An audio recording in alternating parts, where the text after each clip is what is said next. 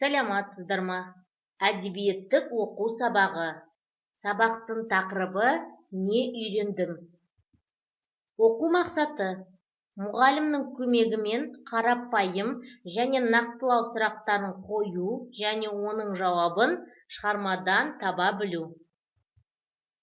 Бірінші сіздерге берілген тапсырма ой қозғау.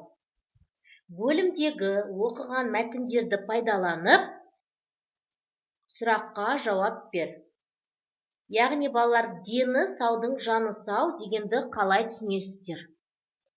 Оның алдында өткен тақырыптарды есімізге түсіреміз. Сонымен дені саудың жаны сау, ол жуыну деп ойлаймыз. Жақсы. Тағы да денені шынықтыру, спортпен шұғылдану. Қалғандарын енді өздеріңіз толықтырып жазыңыздар. Келесі тапсырма: суреттегі балаларды сипатта. Кәнеки, бірінші суреттегі бала қандай ол? Кір, я, лас үсті. Ал екінші суреттегі балаға таза, я, жуынып жүр екен. Ендеше осы суреттерге сәйкес келетін мәтіндерді ата. Қандай мәтіндер өттік? Салақтық, кір қоймас. Жақсы балалар. Келесі тапсырма: оқыған мәтіндердегі тірек сөздерді пайдаланып сөйлемдер құра. Денені шынықтырады. Не денені шынықтырады, балалар?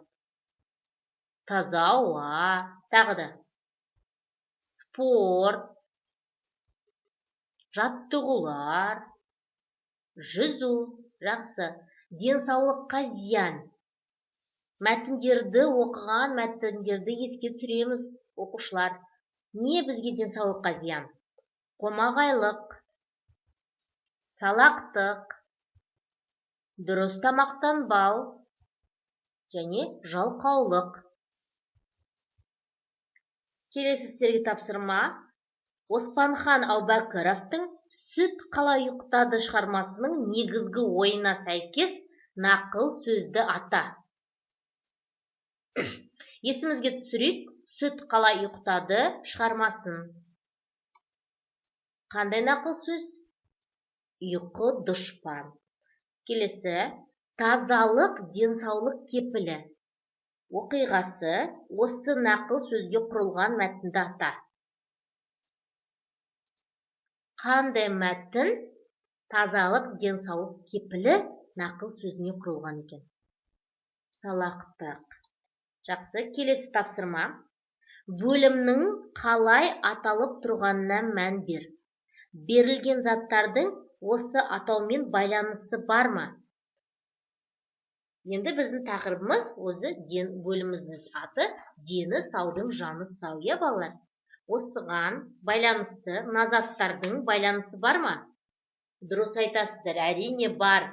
Біз әрқашанда қандай болуымыз керекпіз? Таза, я? Жеке гигиенамызды сақтау керекпіз, я? Жақсы балалар, осымен біздің бүгінгі сабағымыз аяқталды. Сау болыңыздар.